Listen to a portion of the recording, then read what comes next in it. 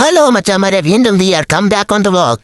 നമ്മുടെ ഇന്നത്തെ ടാസ്ക് എന്ന് പറഞ്ഞ വാടകയ്ക്കുള്ള ഒരു വീട്ടിലേക്ക് ബെഡ്റൂം കോംബോ സെറ്റും മാട്രസും സ്റ്റഡി ടേബിളും ഈ കാണുന്ന ഡൈനിങ് ടേബിൾ സെറ്റും പൂജാ സ്റ്റാൻഡും സപ്ലൈ ചെയ്യുക എന്നുള്ളതാണ്. അങ്ങനെ ഞാനും ആദർശമാനും പിന്നെ വാടക്കൻ അഖിലും കൂടിയാണ് സൈറ്റിലേക്ക് ഡെലിവറിക്കായി പോകുന്നത്. ബെഡ്റൂം സെറ്റിൽ കട്ടിലും അലമാരയും ഡ്രസ്സിംഗ് ടേബിളും ബെഡ്സൈഡ് ബോക്സും എല്ലാം വരുന്നുണ്ട്. ഞാൻ മെറ്റ എടുത്തുകൊണ്ട് പോകുന്ന വീഡിയോ പണ്ട് വഴിക്ക് അശോകിയോട് എടുക്കാൻ പറഞ്ഞപ്പോൾ അവളുടെ അട്ടഹാസ ചിരിയെന്ന് ഞാൻ ഇവിടെ ഞെട്ടിപ്പോയി ഗൈസ്. ആകാശഗംഗയിലെ വറൈക്ഷിയുടെ ശബ്ദമാണ് എനിക്ക് ഓർമ്മ വന്നത്. എനിക്ക് മാത്രമാണ് തോന്നിയെങ്കിൽ നിങ്ങളും കേട്ട് നോക്കൂ.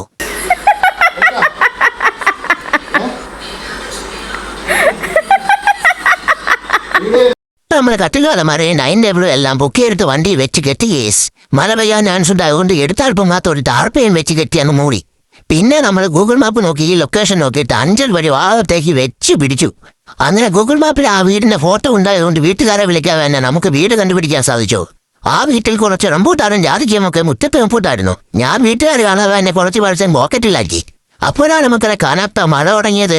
മഴ പെയ്യുന്ന കണ്ടത് നമ്മൾ ആകർഷണ എന്തോ പോയ അണ്ണാരെ കണക്കായിരുന്നു അണ്ണന്റെ ഇരിപ്പ്. അണ്ണ എനിക്കെന്നാ വീട്ടുകാർ ഞങ്ങൾക്ക് കട്ടൻ ചായ ഈന്തപ്പഴവും തന്നോ. ഞങ്ങൾ അന്ന് തിന്നു. പിന്നെ കട്ടിലുകാരന്മാരെയൊക്കെ രണ്ടാമത്തെ നിലയിലായിരുന്നു മക്കളെ ചുമന്ന് തെറ്റേണ്ടിയിരുന്നത്. അതെല്ലാം ഞങ്ങൾ ചുമന്ന് സെറ്റ് ചെയ്തു. കുറച്ചൊക്കെ മഴയായിരുന്നെങ്കിൽ ഞങ്ങൾ കുറച്ച് വീർപ്പൊടിക്കേണ്ടി വന്നു. ഡ്രില്ലിംഗ് മെഷീൻ ഉണ്ടായതുകൊണ്ട് കട്ടിൽ സെറ്റ് ചെയ്യാൻ കുറച്ച് എളുപ്പമുണ്ടായിരുന്നു മച്ചാൻ പറയും. വാരക്കാരൻ അഖിലാണ് ആ സെറ്റിങ്ങിന്റെ ഇൻചാർജ്. ആ വീട്ടിലെ മാമന്റെ മോൻ സൗദിയിൽ നിന്ന് വന്നായിരുന്നു.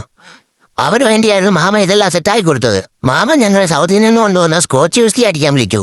പക്ഷെ ഞങ്ങൾ ഡ്യൂട്ടിയിലായതുകൊണ്ട് ഞങ്ങൾ വേണ്ടാന്ന് പറഞ്ഞു. അവർ ടിപ്പായിട്ട് ഞങ്ങൾക്ക് 500 രൂപയും തന്നു. പിന്നെ നമ്മുടെ വർക്കെല്ലാം കംപ്ലീറ്റ് ആക്കിയതിനു ശേഷം ഞങ്ങൾ ആലഞ്ചേരി ഷോപ്പിലേക്ക് തിരിച്ചു വന്നു.